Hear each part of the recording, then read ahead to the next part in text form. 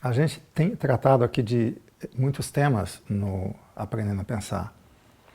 E uma coisa que é recorrente, que vem sempre como algo que eu sinto ser necessário se ater, ter o foco para isso, ter a generosidade de uma atenção especial para isso. É porque a gente geralmente não consegue ser inteiro no nosso presente.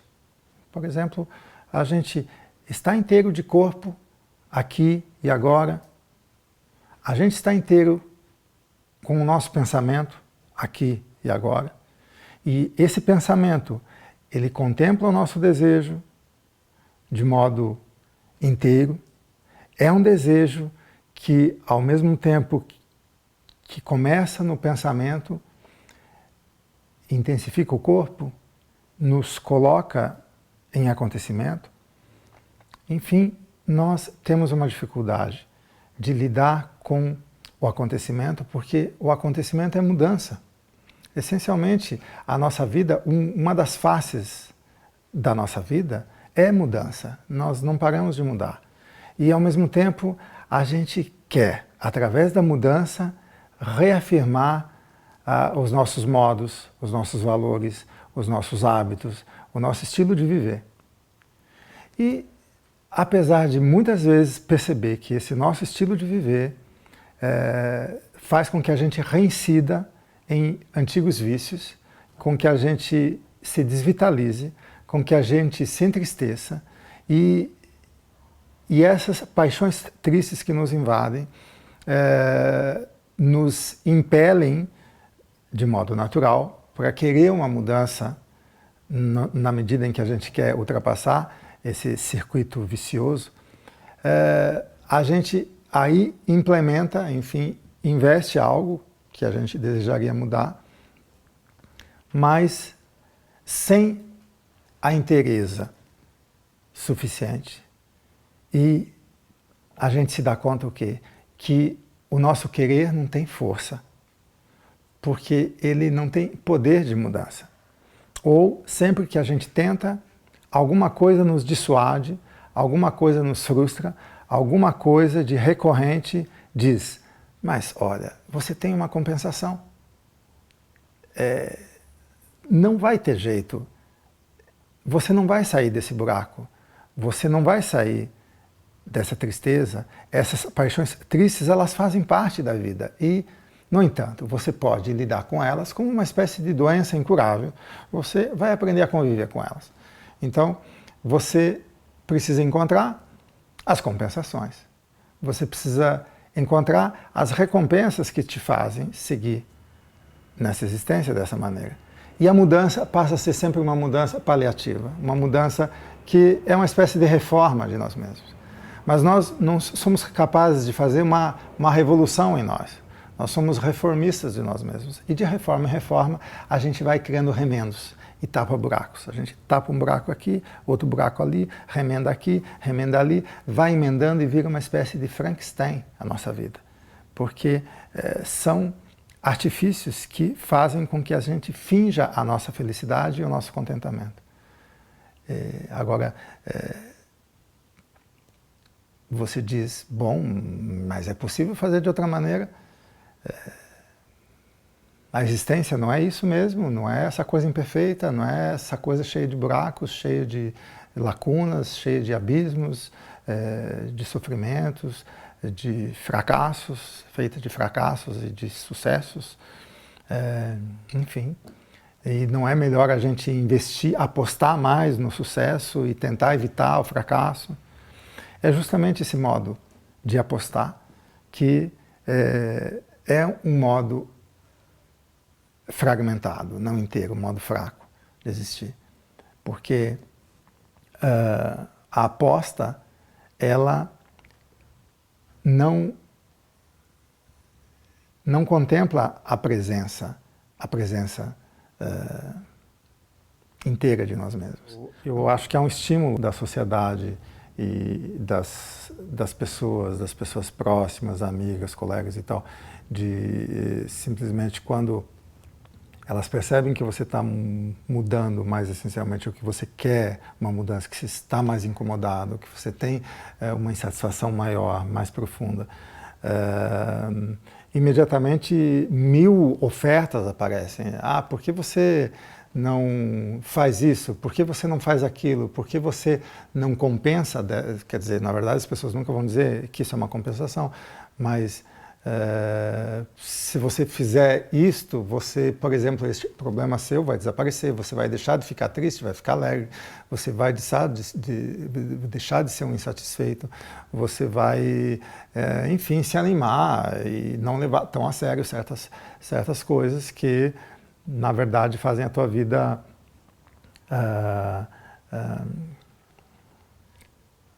entrar em depressão. Então, há uma tendência e há uma grande oferta de elementos na sociedade. Essa chamada sociedade de consumo, o que a gente consome de fato, são objetos que compensam a nossa carência de intensidade. A nossa vida, quando a nossa vida não é inteira, quando a nossa vida ela não é preenchida de intensidades, quando a gente não consome intensidades, porque o que é consumir intensidade? É a gente se efetuar e se preencher de uma maneira tal que esse preenchimento é uma energização, é uma vitalização de nós mesmos, é uma intensificação do nosso desejo. Ao mesmo tempo é um ganho de velocidade para o nosso corpo, é um ganho de potência para o nosso pensamento. Então, essa maneira de existir, de fruir e de consumir intensidades é, de fato, um modo de existir inteiro. É um estilo de viver que faz com que a cada acontecimento, inclusive aqueles que nos ameaçam ou aqueles que eventualmente nos decompõem, se tornem fonte de vitalização. Viver dessa maneira é muito interessante, mas como a maioria de nós acaba sempre vivendo de uma maneira fragmentada ou separada, ou meio pela metade, com meios quereres, sempre um objeto como algo que vai oferecer um pequeno prazer, acaba compensando e fazendo com que aquela mudança mais essencial que seria necessária implementar, investir, seja deixada para trás, ou adiada, ou, o que é mais grave, simplesmente encoberta por uma compensação que vai fazer você entrar numa espécie de círculo vicioso, porque, no fundo, você se converte a uma outra maneira de existir, uma maneira mais conformada, uma maneira que, dependendo do seu comportamento, que vai ser estimulado socialmente, moralmente, politicamente, economicamente, culturalmente, dependendo da resposta que você dá segundo o seu modo de se comportar, de sentir, de pensar, você vai ter as recompensas. Você vai ter essa compensação. Você vai se empoderar de alguma maneira, você pode ficar mais rico, você pode ficar mais feliz, você pode ficar mais satisfeito. E aí você acaba achando que existir é isso mesmo. Que existir é uma maneira de levar a vida se desviando dos problemas, né? E sempre apostando de que você vai ter mais prazer do que dor, mais alegria do que tristeza, mais felicidade do que infelicidade. E é uma maneira inteiramente fraudulenta de viver, não é uma maneira inteira, né? Como é que a gente é inteiro de fato? Ser inteiro é difícil, né? Por que é difícil? Porque, como eu disse no início, a sociedade vive nos oferecendo objetos sedutores. Por exemplo, se eu estou triste, eu vou ao shopping e compro uma roupa bacana. Poxa, então eu tive uma atitude e mudei? Mas que atitude é essa? Eu mudei como? Assim, com uma roupa bonita, nova e tal, eu posso talvez ir num outro ambiente, encontrar outras pessoas e quem sabe acontece algo. Mas é viver de modo ilusório, é viver em apostas, porque no fundo não há uma presença de algo vital em nós. O que está se apresentando em nós nesse momento?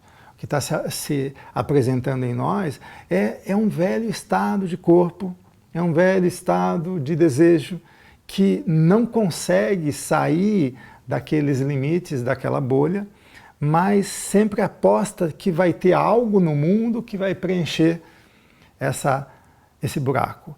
E esse buraco ele passa a ser uma coisa que a gente acaba gostando dele, a gente acaba dizendo, sabe, mas a vida é assim mesmo, e você sabe que esse jeito meio fixado, esse jeito de viver, ele pode ser viabilizado, porque eu acabo encontrando uma aceitação social, né? Ou na família, ou com os amigos, ou no trabalho, ou enfim, em todo tipo de relacionamento, eu vou acabar encontrando um jeito onde a realidade se encaixa com essa minha maneira de viver. Então, eu acredito que eu sou um ser que na essência não tem mudança, nem pode mudar, senão eu deixaria de ser. Olha que coisa, eu deixaria de ser porque eu mudaria. Então eu não posso. Aí eu começo a ver como ameaça aquilo que me faz o ser. Eu acho que o meu ser é, no fundo, o meu estado de ser. Eu confundo, então, ser com estado de ser. E eu vou me agarrar a esse estado de ser.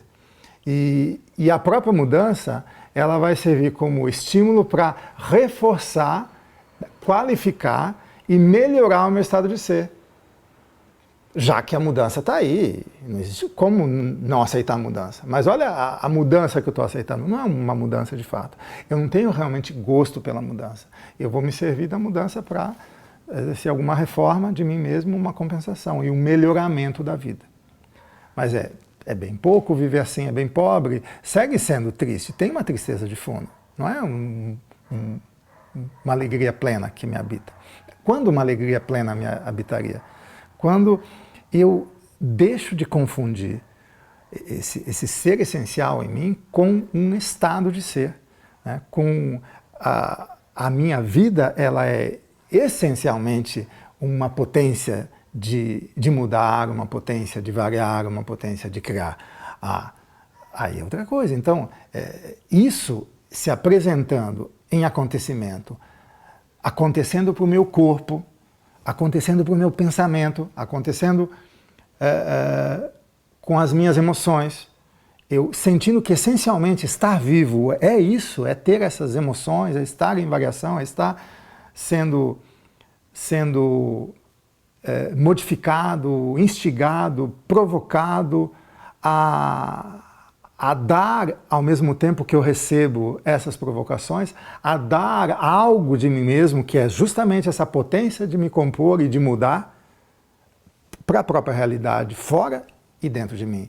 Quando algo de mim se manifesta dessa maneira, aí sim eu estou aceitando a inteireza de um corpo, de um pensamento, de um modo de existir, de desejar, que faz o que comigo? Que me vitaliza. Então, não há outra maneira de combater as paixões tristes, né? Aquilo que entristece sistematicamente a vida, senão desse modo íntegro, né? Inteiro, né? Realmente não é aceitando a mudança, é percebendo que nós somos uma potência de mudar, é muito mais do que isso. E, ao mesmo tempo, que a pura mudança é uma das faces do absoluto, não tem jeito de eu impedir que a mudança advenha. E nem mesmo diminuir a face da mudança. Dizer assim, a mudança é uma coisa menor, o devir é uma coisa menor, o importante é o ser é mais importante que o devir. Né? E aí confundir esse ser com um estado impotente em mim, com um estado separado de mim mesmo. Então, mesmo eu investindo nessa minha segurança, nessa minha identidade, em algo em mim que essencialmente não muda e tentar aproveitar as mudanças para me melhorar, para me fortalecer, para me qualificar, não tem como eliminar um fundo de tristeza. Um fundo de tristeza vai estar sempre me perseguindo. No fundo, o meu horizonte vai ser o horizonte que me preenche de paixões tristes, por mais que eu esconda essas paixões tristes, por mais que eu disfarce essas paixões tristes, por mais que eu finja a felicidade. Não há como essa vida não ser, lá no fundo, uma vida triste, uma vida séria, uma vida pesada, né? Que leva demasiado a sério as próprias dores e que não é capaz de extrair a alegria das provocações que a mudança sugere. E a energia vital que faz com que a gente faça de cada mudança uma fonte de vitalização. Então, o problema é, há uma repetição na existência. Tudo se repete, assim como o dia à noite. O dia à noite, eu almoço todo dia, eu janto todo dia, eu acordo todo dia, eu durmo todo dia, eu ando todo dia, eu sento todo dia, enfim, há uma repetição, né? A maneira como eu faço uma coisa e outra é sempre do mesmo jeito, né? Então, o estilo das repetições, eles podem ser simplesmente uma coisa que reforça os nossos clichês, os nossos hábitos, os nossos automatismos, que são respostas prontas para enfrentar a própria mudança, a própria natureza do presente, que é alguma coisa que não para de passar e de fazer variar. Então a gente responde assim às provocações da vida, responde assim a esse modo de existir que necessariamente é uma variação contínua. A gente responde com artifícios, com clichês, com mecanismos, com hábitos, né, prontos para eliminar aquilo que a vida tem de surpreendente, eliminar aquilo que a vida tem de inédito, né? Porque vão ser sempre as mesmas provocações, a gente vai ter sempre as mesmas respostas, ou melhor, as nossas respostas vão se aperfeiçoando, vão se melhorando, mas sempre no sentido de negar aquilo que a mudança faz pela vida. A mudança é generosa, a mudança é fonte de riqueza, a mudança é a fonte do novo, né? Mas a gente quer eliminar esse novo, porque o novo é sempre uma espécie de incômodo acidental.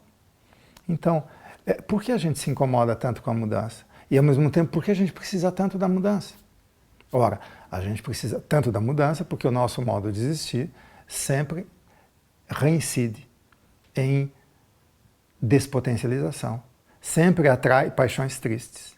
Sempre faz com que a gente morra um pouco mais a cada momento. É por isso que a gente precisa muito mudar. Eu quero transformar a minha vida, eu quero mudar a minha vida, eu preciso fazer isso e fazer aquilo. Ou como diz o vídeo citado por Spinoza, eu sei o que é melhor para mim, eu quero o que é melhor para mim, mas eu sempre acabo fazendo pior. Ou seja, eu sempre acabo sendo preenchido por paixões tristes. Então, as paixões tristes, ao mesmo tempo, são as causas da nossa vontade de compensação. E é incrível como, aparentemente, são elas que nos incitam a mudar, né? A fazer uma transformação em nós mesmos. Mas uma transformação de que natureza? Qual tipo de transformação a gente quer realmente? Geralmente a gente quer pequenas reformas. É difícil a gente querer uma revolução em nós mesmos. É difícil a gente querer uma transformação mais profunda, uma verdadeira transmutação do nosso modo de existir. Isso é muito mais raro. Por quê? Porque essa transmutação, ela deve vir de uma alegria, né, de um desejo que adota a mudança, adota o novo, adota a variação como uma fonte de fortalecimento de nós mesmos. É uma maneira de existir que acaba fazendo do acontecimento, né, uma fonte de riqueza, de fortalecimento de nós mesmos e de criação de realidade. Então é uma outra pegada, é uma outra maneira de ver, de sentir, de pensar, que a gente deve começar a provocar em nós mesmos, porque todos nós somos capazes de aprender algo que faz com que a gente sinta que lá no fundo não falta nada para nenhum de nós.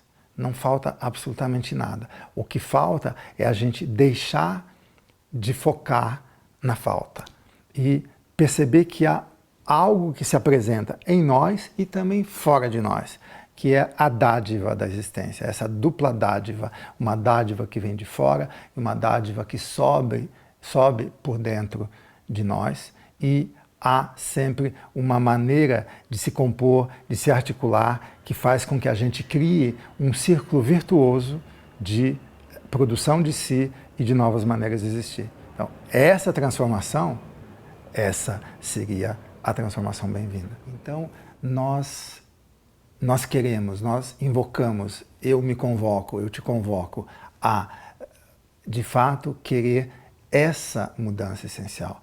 Afirmar a diferença e não tolerar a diferença. Ter gosto por essa variação que faz parte da própria existência. Isso é a essência na própria existência. Então, há sim essa maneira plena de viver. Como dizia Spinoza, ao cego não falta visão, porque o cego que é visto como cego, ele só é visto como cego por um outro que criou um modelo para vê-lo assim. Mas aquele ser, antes de ser um cego para um outro, ele é um ser para ele mesmo. Enquanto ser para ele mesmo, ele é uma presença plena.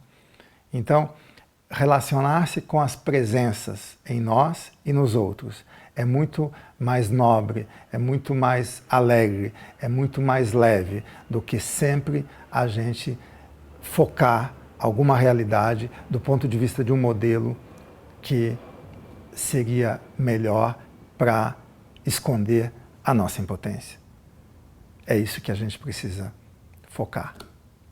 Por todas essas razões dessa nossa relação problemática com a mudança e dessa necessidade essencial de a gente transformar o nosso modo de existir, eu estou realizando um workshop que será em abril, dia 6 ao dia 14 de abril, exatamente para a gente ter uma atenção especial, para a gente parar e focar nessas questões e perceber o que de fato a gente pode fazer para finalmente começar a ver a vida de uma maneira diferente, a sentir a vida de uma maneira diferente, a pensar a vida de uma maneira diferente, a desejar de uma maneira diferente, mas, sobretudo, a experimentar, a se pôr em experimentação, a aplicar isso na nossa própria vida, né? Existiria um caminho, existiria um método, existiria uma maneira precisa de a gente fazer essa mudança essencial com a nossa própria vida.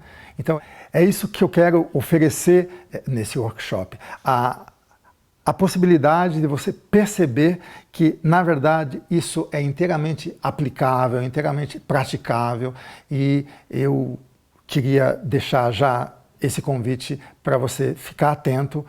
E se você ainda não se inscreveu, clique aí no link que aparece ou abaixo ou acima. Se inscreva e você será avisado no momento em que esse evento for acontecer. E assim a gente aprofundará, teremos essa oportunidade muito interessante de fazer disso uma realidade.